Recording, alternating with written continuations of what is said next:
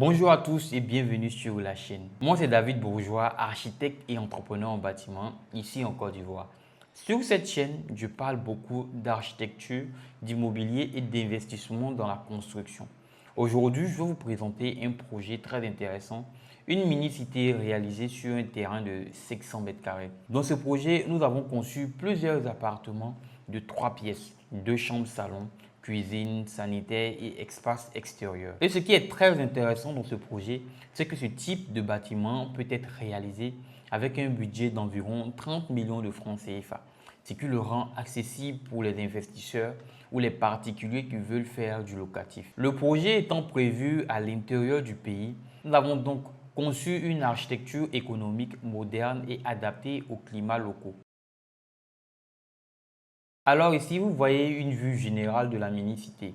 Le projet est organisé autour de deux blocs principaux. On a le bloc A et le bloc B, ce qui permet d'optimiser l'occupation du terrain tout en gardant des espaces verts et des circulations.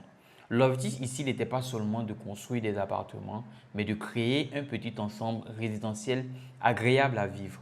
Parce qu'aujourd'hui à Abidjan, on voit souvent des constructions où tout est collé, les gens sont presque dans des cours communes. Chacun regarde chez son voisin, c'est pas très intéressant. Nous avons voulu sortir de cette logique. Donc ici, on a travaillé sur des espaces verts parce qu'on voulait absolument de la verdure dans ce chantier. Une terrasse, une cour arrière et une bonne ventilation naturelle, très indispensable.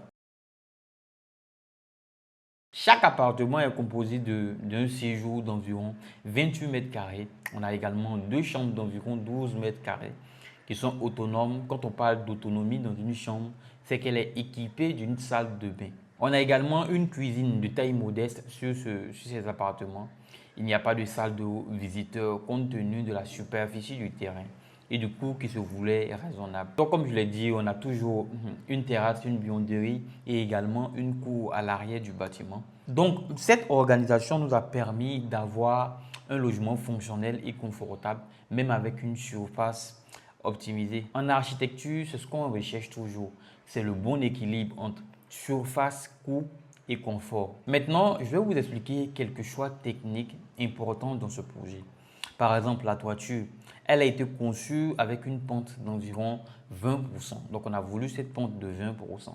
Cette pente permet une bonne évacuation des eaux de pluie, une durabilité de la couverture puisque ça sera en tôle et puis si l'eau circule rapidement, ça ne stagne pas, donc ça diminue un peu la rouille, même s'il faut également des toitures adaptées. Nous avons également voulu un débord de toiture d'environ 60 cm, voilà, pour éviter que l'eau ne rentre facilement dans la maison. On appelle ça des casquettes parfois. Ce détail est très important dans nos climats tropicaux parce qu'il permet de protéger les murs contre les pluies battantes parce qu'ici, il y a des rafales parfois, surtout en Côte d'Ivoire, de limiter l'eau de pluie qui pourrait déborder sur la terrasse et d'améliorer le confort thermique en créant un peu d'ombre à certains moments de la journée. Dans ce projet, l'assainissement est également bien pensé. Nous avons prévu une fosse septique, un puits perdu, un réseau de tuyaux PVC pour les eaux usées et également un système de descente des eaux pluviales. Ce sont des éléments techniques qu'il ne faut absolument pas négliger car un bon assainissement, c'est essentiel pour la durabilité d'un bâtiment. Nous avons aussi travaillé sur la ventilation naturelle du bâtiment. Les appartements disposent toutes d'ouvertures transversales, de terrasses, de cours arrière. Bon, on l'a déjà dit, je me répète un peu, mais comme on le dit, bon, la répétition est pédagogique. Donc on a toujours la présence, comme je l'ai dit, d'espaces verts. Tout cela permet de favoriser la circulation de l'air, ce qui va réduire l'utilisation de la climatisation dans la maison. C'est ce qu'on appelle en architecture la conception bioclimatique. Au niveau architectural, nous avons voulu un style moderne et simple. Aujourd'hui, beaucoup de constructions se ressemblent. On ne voulait absolument pas ça du tout. C'est pour ça que c'est important de passer par un architecte. Ici, nous avons voulu travailler sur des volumes simples, des façades équilibrées, des espaces extérieurs et une implantation intelligente sur le terrain. Le but était pour nous d'avoir une mini-cité qui se démarque même avec un budget maîtrisé. Avant tout, si vous êtes arrivé jusqu'à là dans la vidéo, n'oubliez surtout pas de vous abonner et d'activer la cloche de notification. Donc, pour qui est ce projet? Ce projet est parfait pour les investisseurs immobiliers. Normalement, il est parfait pour tous ceux qui ont le budget, qui veulent investir en Côte d'Ivoire. Mais il est plus adapté pour les investisseurs immobiliers, pour ceux qui veulent faire du locatif, ceux qui ont un terrain de 400 mètres carrés à 600 mètres carrés, ou ceux qui veulent créer une petite résidence familiale, ou ceux qui veulent créer une petite source de revenus complémentaire en complément de leur source de revenus principale. Voilà pour la présentation de ce projet de mini-cité. Comme vous pouvez le voir, avec une bonne conception architecturale, il est possible de réaliser des logements modernes, fonctionnels et rentables, même avec un petit budget raisonnable. Si ce projet vous intéresse, je peux vous donner toutes les informations nécessaires pour le réaliser. Vous avez juste à commenter projet dans la description, non, dans la barre des commentaires.